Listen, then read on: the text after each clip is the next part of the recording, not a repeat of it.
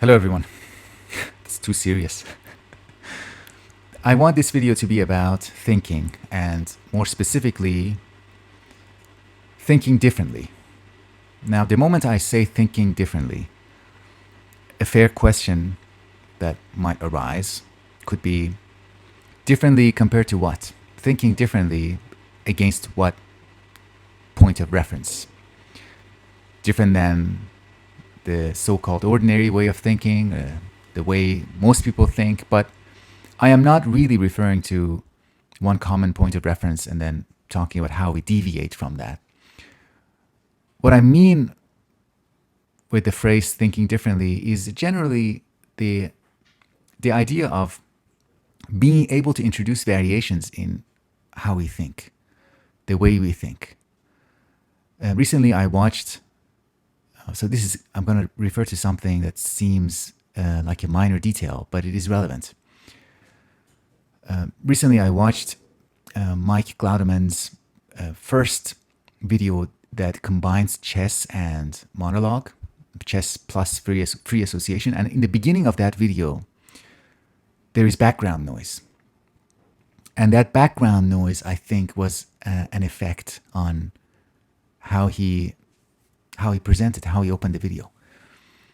And as you might have heard, like in the beginning of this video, there was some background noise on my video. And again, that's something that I could say that's a distraction, that's a noise. I can call it noise, which means it implies that it is relevant. It has nothing to do with the video.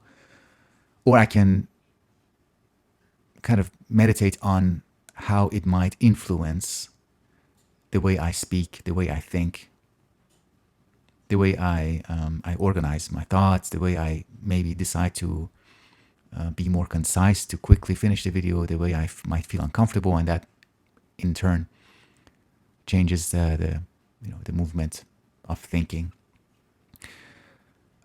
So these are, in general, this noise, background noise in Mike's video, in my video in the beginning. These are the material conditions, the material features, the physical features of a video, and they might influence the way we speak. Another feature is, right now I am doing something that I very rarely do for video during my videos, and I'm sitting on the ground, sitting on the floor. And when I sit on the floor, I feel something. I feel a difference. I don't know exactly what it is, but something changes compared to when I am sitting on a chair at the desk. Again, something about the material conditions of recording a video, doing a presentation. And I think if you're receptive to these conditions, they might enable us to talk differently, think differently, explore things in a slightly different way. This the whole idea of talking about something while playing chess, which Javier and myself and Mike played with, this is another way of exploring possibilities with respect to how thinking happens in front of a camera, how thinking happens while you are recording yourself.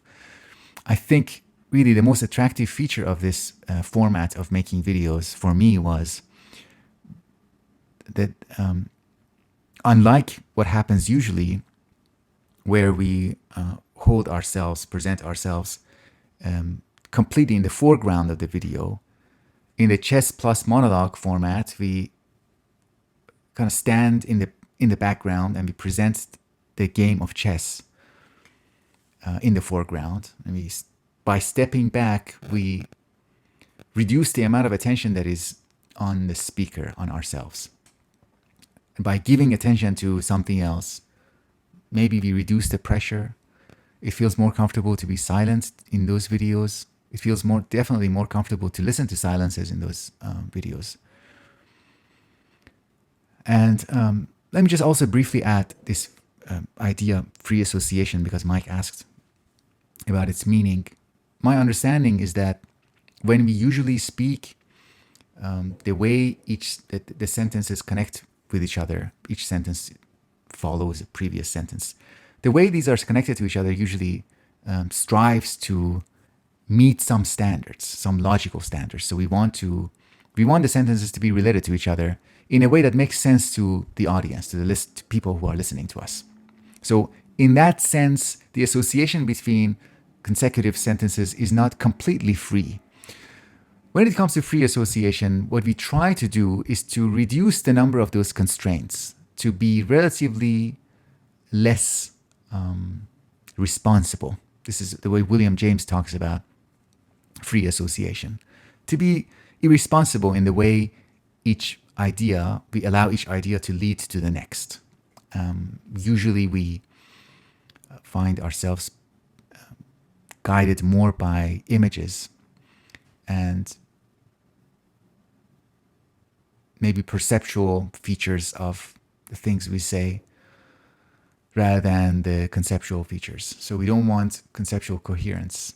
We don't want a coherent line of thought necessarily. What we want is irresponsible exploration that might, on occasion, lead to something interesting, reveal something interesting.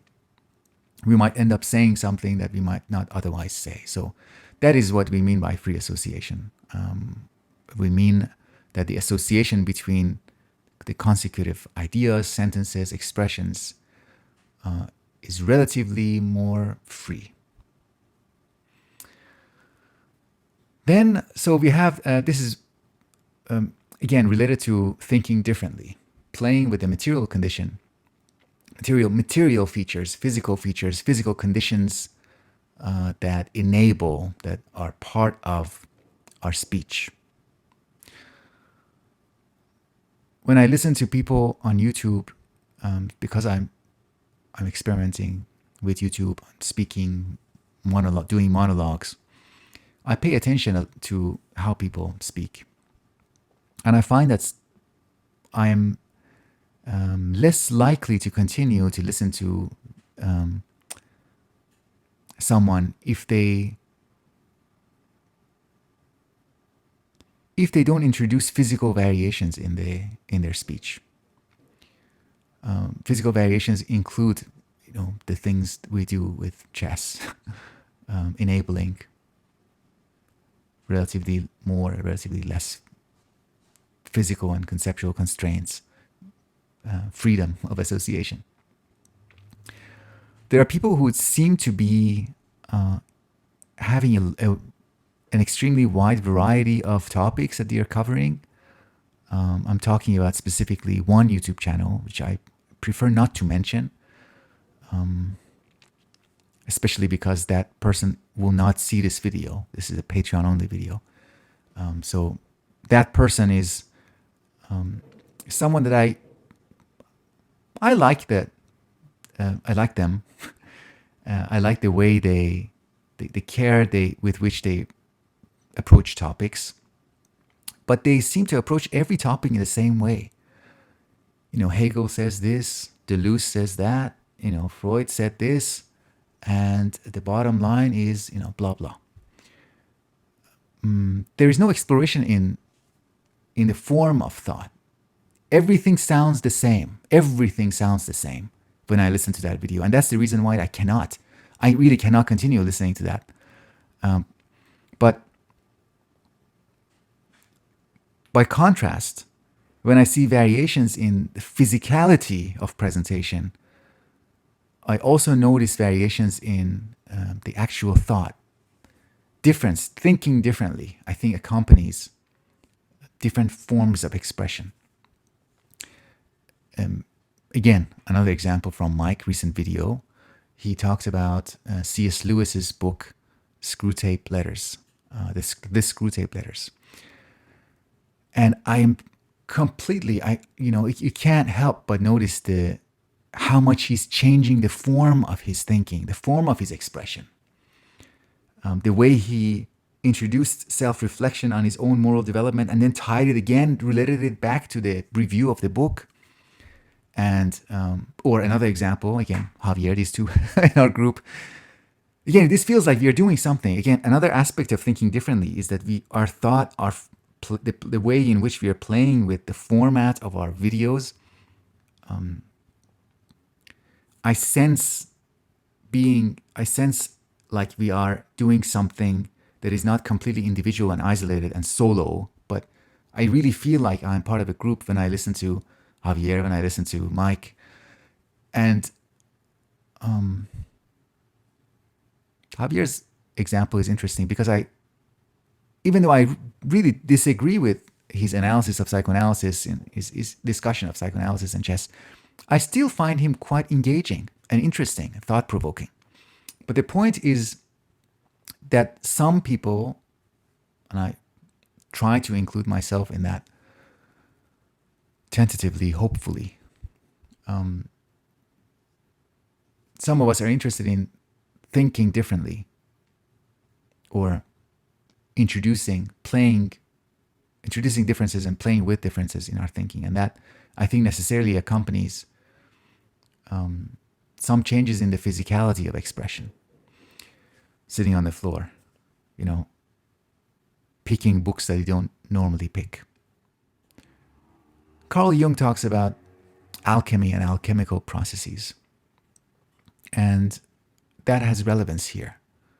When we introduced two different features, two different elements, two different components like chess and psychoanalysis, like Javier did. And I think that didn't work in that particular instance. But the point is not that. The point is to continue to experiment, to continue to be driven by this alchemical,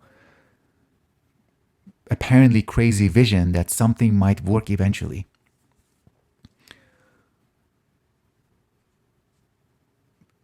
Trying to combine things that haven't been combined before, just to see what happens. I think thinking differently is an interesting guiding principle. And I also think that if that is our purpose, we should be also prepared to fail a lot, to experience and encounter a lot of things that don't work out. I'm thinking about something that I've always avoided until now, something that I stay away from, is recording videos when I am in a negative mood. And for me, that happens a lot. That happens at least during 50% of my conscious life. Around that. It's not an exact mathematical estimation. Exact estimation?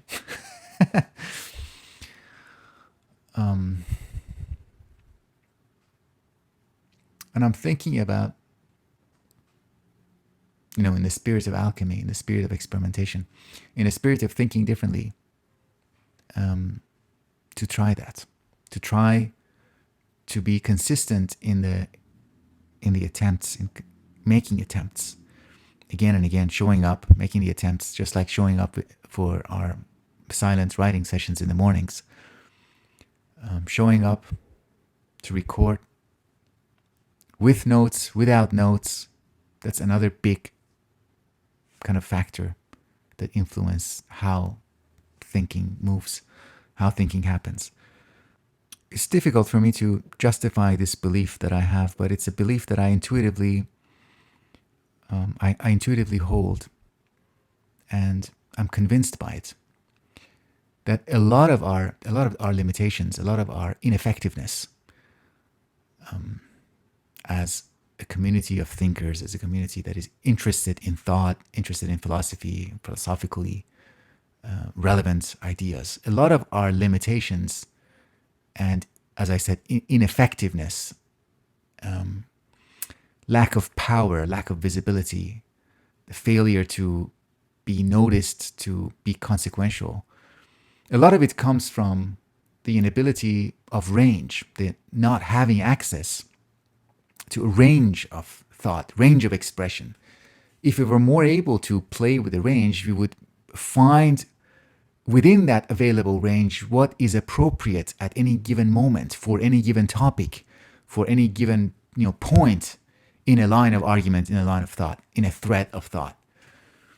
We would find what is most appropriate, and by doing that, by making the form of our thinking, the form of our expression, the physicality of our expression, by fitting that as well as we can, possibly as well as we are able to, by fitting the form to the object of our thinking, the aim of our thinking, we might be able to exercise our thought in a way that is more impactful, that is more precise, that is more visible, that is more consequential. Not outside of this community, but even within the community, within our group of 5, 6 people. It is important. I don't think we have an issue with being interested in general. In general, we are all interested in ideas. We're all interested in thinking. We're all interested in books, important philosophers. But there's something missing from all of this. There's something that I think we are not paying enough attention to. And that thing is related to form, physicality, and range. And for my own part, it has to do with remaining consistent despite all of these variations. If my mood varies, I still sit. I still press the record button, and I still try something. Yeah, that's all for now. Thank you for listening if you have so far. Please tell me if you have any thoughts on this question, on this matter, on the question of thinking differently and how that relates to the actual physical manner of expression.